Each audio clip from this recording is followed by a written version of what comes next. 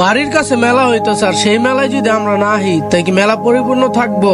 আমাদের পুরান বন্দর সিরাজশাহ রাস্তায় হইতেছে 2 দিন ব্যাপী মেলা এবং উরুস, আর সেই মেলাতে আজকে আমরা হাজির হয়ে গেলাম বন্ধু বান্ধব লইয়া। তো নারায়ণগঞ্জে যারা থাকেন তারা তো চিনেনি যে এই মেলাটা কোথায় হয়, আর যারা দূর দূরান্ত থেকে আমার ভিডিও দেখেন তাদের জন্য আমি বলে দিতেছি, কাদরিয়া ভান্ডার সিরাজশাহ রাস্তা না হচ্ছে নারায়ণগঞ্জে, আর নারায়ণগঞ্জ পুরান বন্দর অবস্থিত এই মাজার। এই মাজারে প্রতি বছর ফেব্রুয়ারি মাসের প্রথম বৃহস্পতি ও শুক্রবারে তাদের উরুস হয়ে থাকে, আর উরুস উপলক্ষে হয়ে থাকে বিশাল মেলা। এই মাজারে এসে আমি কিছুটা অবাক হলাম। এই মাজারের মধ্যে যেভাবে লাইটিং দিয়ে আলোকসজ্জা করা হয়েছে, আমি কেন যে কোনো মানুষকে মুগ্ধ করে তুলবে।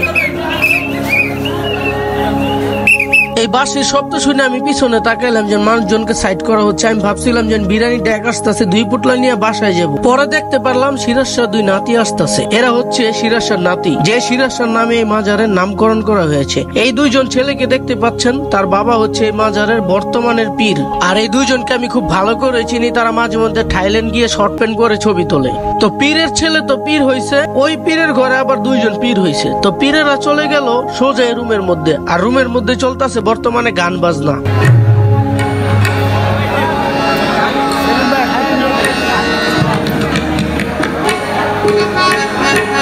এইখানে যাওয়ার পর আমি দেখতে পারলাম অনেকে এরকম হলুদ কাপড় পরে করে। বিষয়টা একটু যাচাই বাছাই করে জানতে পারলাম যে এরা হচ্ছে পীরের ছেলে। পীরের যে শুধু ছেলেই আছে এমন কোনো কথা না, পীরের কিন্তু মেয়েও আছে।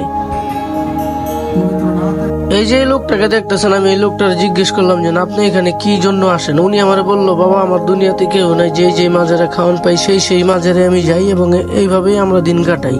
পাগলের কথা বাদ দিলাম, পাগল মানুষ যেখানে রাত সেখানেই কাট। তো এই মাজারের মধ্যে একটা জিনিস লক্ষ্য করলাম, যেভাবে লাইটিং করা হয়েছে, লক্ষ লক্ষ টাকা লাইটিং, লক্ষ লক্ষ টাকা খরচ করে এই মাজারটাকে সাজানো হয়েছে। সেইটা নিয়ে আর মাথা ব্যথা করে লাভ নাই। বাবার প্রচুর ছেলে আছে, এই ছেলেরা যদি টাকা দেয়, টাকার কি অভাব? এত চিন্তা করে আমার লাভ নাই। আইসি মেলা দেখতে, এখন চলে যেমন সোজা মেলায় যাওয়ার পর দেখতে পারলাম এই চাচা এখানে জিলাপি বানাইতেছে। আর এই জিলাপি দেখা এত পরিমাণ ভিড় হয়েছে, ভিড়ের ঠেলায় দেখেন একজন আরেকজনের ঠেলা ঠেলি শুরু করে দিচ্ছে, জিলাপি দেন জিলাপি দেন। আরে বেটা, মিলাদ পড়াইলেও তো এত পরিমাণ মানুষ হয় না, যেই পরিমাণ মানুষ এই দোকানের সামনে হয়েছে। আর এমন কোন মেলা নাই যেই মেলাতে নিমকি পিঠার দোকান থাকবো না, মাস্ট বি এই দোকান থাকবোই। তারপরে এই যে আচার দেখতেছেন মেয়েদের জন্য, এটা তো খুবই ফেভারিট।